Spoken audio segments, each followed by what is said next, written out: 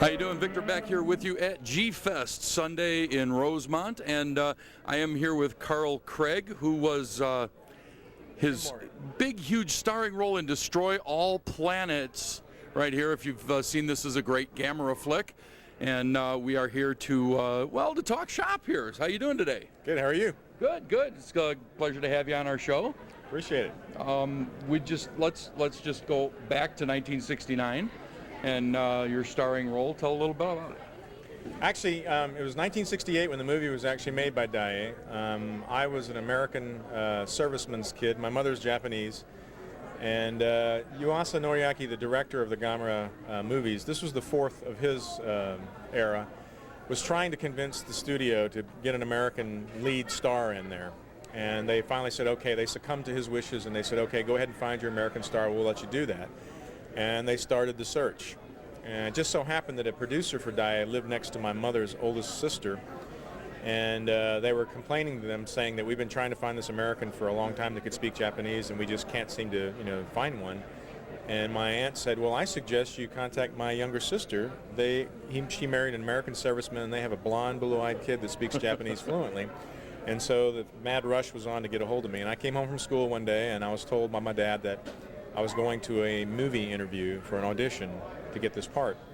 And I honestly think I got the part because the other people spoke Japanese just as well as I did, but I was the only blonde kid there. Okay. So that probably fit their mold a little bit more, which is easily a little more identifiable to be a definite gaijin foreigner to have blonde hair. So I got the job, and I started going to the movie set by a limo every morning. I had a tutor. I got to miss school, 2.5 months of school in the 5th grade, which was a big deal at the time. But unfortunately, I couldn't miss out on all the schoolwork. Right. So they had a tutor in the car, and the 19-mile drive took us almost 2.5 hours every morning in Tokyo traffic. Wow. So I sat in the back of the limo and took my classes, and I went to make the movie. It was made in February and March of 1968, and I got to take my whole 5th grade class to the premiere. That's cool. That was the only acting, event that I was ever participated in as a lead actor. But I had some, great coaching. Yuasa was a great director. Hongo Kojiro, one of the bigger stars in the movie, was one of my mother's favorite actors. Okay. He was a big, police detective, ancient Japanese feudal warlord kind of guy on the movies. And he did these movies with the kids because he enjoyed doing that. And it also kind of broadened his horizons with the audience. A lot of children started, looking at him as a big star too. Didn't necessarily just narrow down his group of followers, but I was able to, take away from the movie a lot of experience from back in those days. Piano wire was the technical gadgetry. Everything was done by piano wire. Right. I was invited on the set a couple of times by Yuasa to see the actual monster, the guy in the rubber suit filming, which was highly secretive in those days. They didn't want to show any of those trade secrets. By the time I did go to watch it, they were filming for another movie, actually, some dry runs. And Gamera couldn't actually destroy the buildings he was jumping on and fell down and was literally a turtle on his back with his feet up in the air. We laughed. Yuasa kicked us off the set. We were never allowed to come back there again.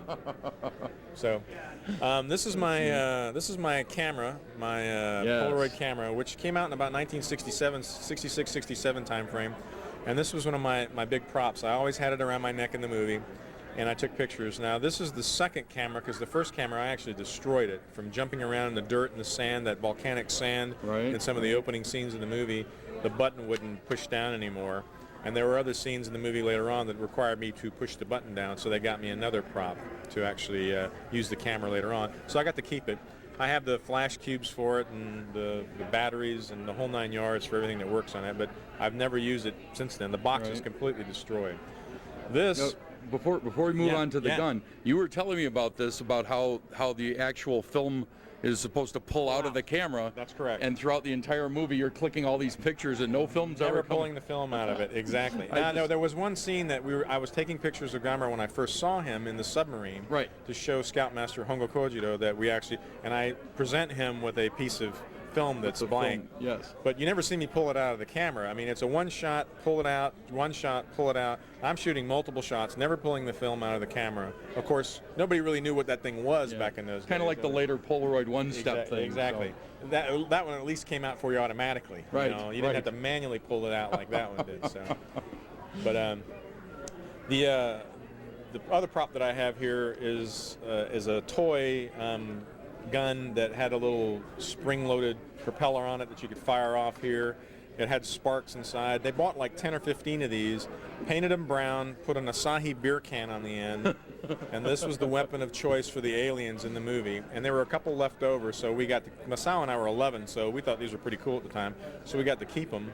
And Hongo Kojiro signed it here, Takatsuka Toru signed it right across here, and Yuasa Noriaki signed it right on the end right here. And it's all fast, you know, it's fading fast. I played with this thing for about a year after I got it. My father said, you ought to put that thing away. It might mean something to you later on in life. So there you go. I bring it to the convention every year as one of the props to let everybody see that. And it's in the movie, so everybody recognizes it in the movie. So now, how many G-Fans and conventions and such have you done? I was actually discovered by accident in '99. Well, the story is I came back from Japan in 1969 as a military brat. My dad retired from the Army. They were getting ready to send him to Vietnam, and he said, I'm done. 23 years, I'll come back. So he comes back to the States. We're in our new house about a month.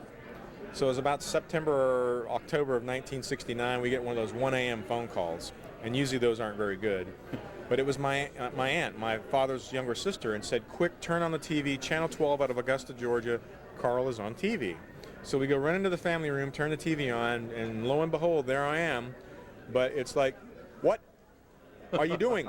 There's this strange English voice coming out of my mouth, because I did the movie entirely in Japanese when I did it. So I'm going, holy mackerel, this movie's here in the United States. It's already dubbed in English. And so we waited till Monday morning to call the studio in Augusta and said, hey, can we get a copy of that movie? You know, my dad said, my son's in that movie. And they said, oh, that thing's on the next rotation to the next city in Charlotte or someplace like that, you know. So it kind of died away for years and years and years. And then in 1986, I had gotten out of the Air Force. I was a fighter pilot. I flew in the Air Force for 8 years, and I separated, was in the reserves, gotten hired by the U.S. Customs Service as a pilot down in Miami. And my boss called me in and said, hey, do you still speak Japanese? And I said, yeah. And he goes, well, I got this Japanese film crew coming in to do this big special on drug smuggling in Florida, and I just want to know if you could help out, you know, with translation or whatever. I said, yeah, sure. So I was waiting in the main bullpen when the crew comes in, and the cameraman walks in, and he sees me, and he drops his gear, and he runs over to me and goes, oh my God, you're Carl Craig. And I'm looking at this guy like, I'm like, yeah. And so he was my age. He remembered me from this movie. Then he promptly tells the rest of the crew that, hey, this guy was in a Gamera movie. You know, he was an American in a Gamera movie. And so, you know, they were unimpressed.